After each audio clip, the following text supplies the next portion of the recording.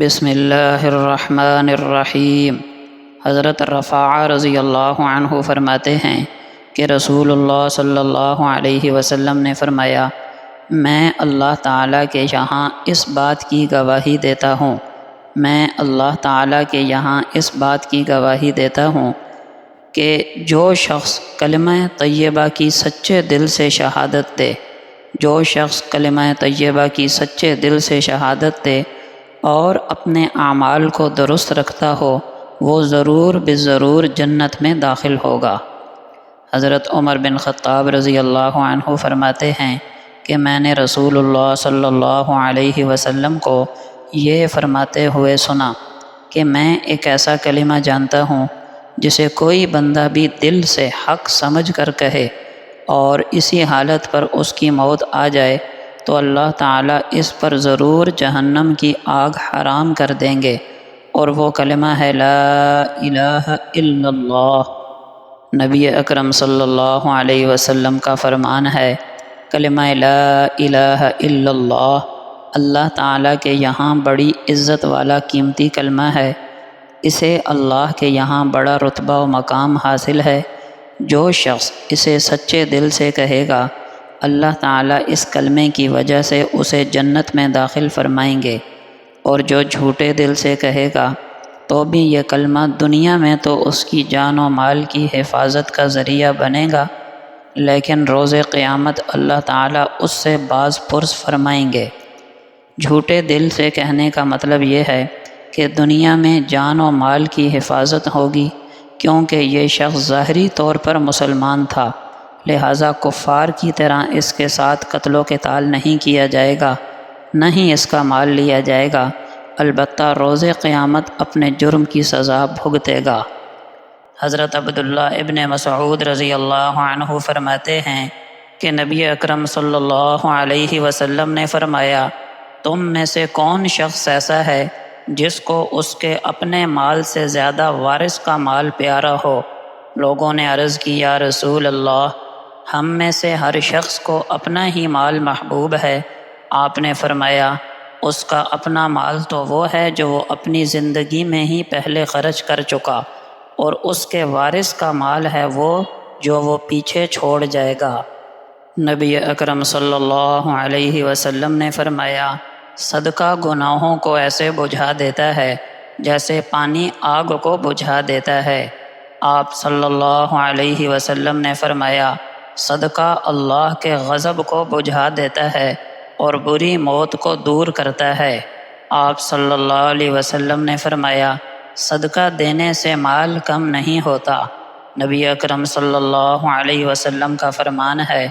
صدقہ قبر کے اندھیروں کو دور کرتا ہے اور قیامت کے دن بندے کو سایہ عطا کرے گا۔ نبی اکرم صلی اللہ علیہ وسلم کا فرمان ہے، جو شخص کسی مسلمان کو ایک کھجور کے برابر بھی حلال کمائی میں سے صدقہ دے، اللہ تعالیٰ اسے اپنے دائیں ہاتھ سے قبول فرماتے ہیں اور پھر اسے پروان چڑھاتے ہیں، یہاں تک کہ وہ بڑے پہاڑ کے برابر ہو جاتا ہے۔ پیارے بھائیوں اور بہنوں، یہ اقوال اور احادیث محض پڑھنے یا سننے کے لیے نہیں بلکہ عمل کرنے کے لیے ہیں۔ اگر ہم نے ان کو اپنی روزمرہ زندگی میں اپنایا تو ہمارے گھروں میں سکون آئے گا، دلوں کو اطمینان ملے گا اور ہماری آخرت سنور جائے گی۔ اللہ پاک ہم سب کو ان پر عمل کرنے والا بنائے، آمین۔ صدقہ دینا بلاؤں کو ٹالتا ہے اور رزق میں برکت لاتا ہے۔ صدقہ اللہ کے غضب کو بجھا دیتا ہے۔ صدقہ غریب کا حق ہے اور دینے والے کا امتحان۔ صدقہ دینے سے مال کم نہیں ہوتا بلکہ بڑھتا ہے۔ صدقہ دل کو سکون اور چہرے کو نور بخشتا ہے۔ صدقہ دینے والا دراصل اپنے لیے آخرت کا سرمایہ جمع کرتا ہے۔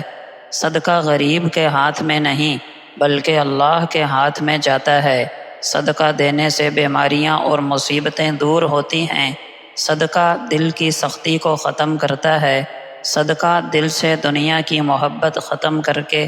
آخرت کی فکر پیدا کرتا ہے۔ صدقہ دینا انسان کو جنت کے قریب اور جہنم سے دور کر دیتا ہے۔ نبی اکرم صلی اللہ علیہ وسلم کا پاک فرمان ہے، جس شخص کا آخری کلام لا الہ الا اللہ ہو تو وہ جنت میں داخل ہوگا۔ اس حدیث پاک میں موت کے وقت کلمہ توحید کا زبان پر ہونا جنت کا پاسپورٹ قرار دیا گیا، لیکن یاد رکھیں یہ کلمہ اسی وقت نصیب ہوتا ہے جب زندگی بھی اس کلمے پر گزری ہو، یعنی جس کی زندگی میں توحید ہو اسی کی موت پر بھی توحید ہوگی۔ رسول اللہ صلی اللہ علیہ وسلم نے فرمایا، اذان اور اقامت کے درمیان کی جانے والی دعا رد نہیں ہوتی۔ یہ ایک چھپی ہوئی قیمتی گھڑی ہے۔ جب اذان ہو چکی ہو اور اقامت کا انتظار ہو تو اکثر لوگ وہاں باتوں میں مشغول ہو جاتے ہیں، حالانکہ یہ وقت قبولیت کا ہے۔ اس وقت مانگی جانے والی دعا براہ راست اللہ کے دربار میں جاتی ہے۔ اگر ہم صرف اسی وقت کو اپنی دنیا و آخرت سنوارنے کے لیے استعمال کریں تو ہم دنیا کے بھی اور دین کے بھی کامیاب ہو سکتے ہیں۔ حضرت حکیم ابن حزام رضی اللہ تعالی عنہ فرماتے ہیں کہ نبی اکرم صلی اللہ علیہ وسلم نے فرمایا، اوپر والا ہاتھ نیچے والے ہاتھ سے بہتر ہے، یعنی دینے والا ہاتھ لینے والے ہاتھ سے بہتر ہے، اور تو خرچ کرنے کی ابتدا ان لوگوں سے کر جو تیری نگرانی اور ماتحتی میں ہوں،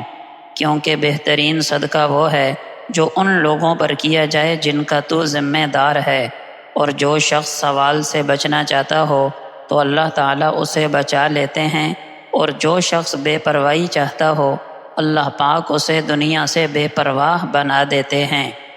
عبداللہ ابن مسعود رضی اللہ تعالی عنہ فرماتے ہیں کہ نبی اکرم صلی اللہ علیہ وسلم نے فرمایا،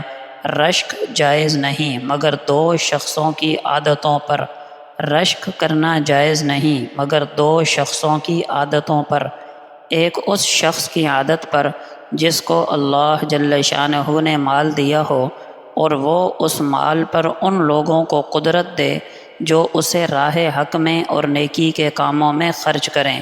اور دوسرا اس شخص کی عادت پر جسے اللہ نے علم عنایت کیا ہو اور وہ اس کے ذریعے حکم کرتا اور لوگوں کو نیکی کی تعلیم دیتا ہو۔ حضرت سیدنا ابو بکر صدیق رضی اللہ عنہ فرماتے ہیں کہ نبی اکرم صلی اللہ علیہ وسلم نے فرمایا، جس نے لا الہ الا اللہ کی گواہی اس طرح دی کہ اس کا دل اس کی زبان کی تصدیق کرتا ہو تو وہ جنت کے جس دروازے سے چاہے داخل ہو جائے۔ حضرت ابو موسیٰ رضی اللہ عنہ فرماتے ہیں کہ رسول اللہ صلی اللہ علیہ وسلم نے فرمایا، خوشخبری لو اور دوسروں کو بھی خوشخبری دے دو کہ جو شخص سچے دل سے لا الہ الا اللہ کا اقرار کرے وہ جنت میں داخل ہوگا۔ حضرت انس رضی اللہ عنہ فرماتے ہیں کہ رسول اللہ صلی اللہ علیہ وسلم نے ارشاد فرمایا، میں جنت میں داخل ہوا تو میں نے جنت کے دونوں طرف 3 سطریں سونے کے پانی سے لکھی ہوئی دیکھیں۔ پہلی سطر لا الہ الا اللہ محمد الرسول اللہ، دوسری سطر جو ہم نے آگے بھیج دیا اس کا ثواب ہمیں مل گیا، جو ہم نے آگے بھیج دیا یعنی صدقہ خیرات کر دیا اس کا ثواب ہمیں مل گیا، اور جو دنیا میں ہم نے کھا پی لیا اس کا ہم نے نفع اٹھا لیا، اور جو کچھ ہم چھوڑ آئے اس میں ہمیں نقصان ہوا۔ اور تیسری سطر یہ لکھی تھی، امت گنہگار ہے اور رب بخشنے والا، امت گنہگار ہے اور رب بخشنے والا۔ حضرت ابو ذر رضی اللہ عنہ سے روایت ہے کہ نبی اکرم صلی اللہ علیہ وسلم نے فرمایا، جس نے اپنے دل کو ایمان کے لیے خالص کر لیا اور اپنے دل کو کفر و شرک و نفاق کی گندگی سے پاک کر لیا، اپنی زبان کو سچا رکھا، اپنے نفس کو مطمئن بنایا، یعنی اس کو اللہ کی یاد سے اور اللہ کے احکامات پر چلنے سے اطمینان ملتا ہو، اور اپنی طبیعت کو درست رکھا، یعنی اس کی طبیعت برائی کی طرف نہ چلتی ہو، اپنے کانوں کو حق سننے والا بنایا، اپنی آنکھوں کو ایمان کی نگاہ سے دیکھنے والا بنایا، یقیناً یہ شخص کامیاب ہو گیا، یقیناً یہ شخص کامیاب ہو گیا۔ حضرت جابر بن عبداللہ رضی اللہ عنہما سے روایت ہے کہ میں نے رسول اللہ صلی اللہ علیہ وسلم کو یہ ارشاد فرماتے ہوئے سنا، جو شخص اللہ تعالیٰ سے اس حال میں ملے کہ اس کے ساتھ کسی کو شریک نہ ٹھہراتا ہو، وہ جنت میں داخل ہوگا، اور جو شخص اللہ تعالیٰ سے اس حال میں ملے کہ وہ اس کے ساتھ کسی کو شریک ٹھہراتا ہو، وہ دوزخ میں داخل ہوگا۔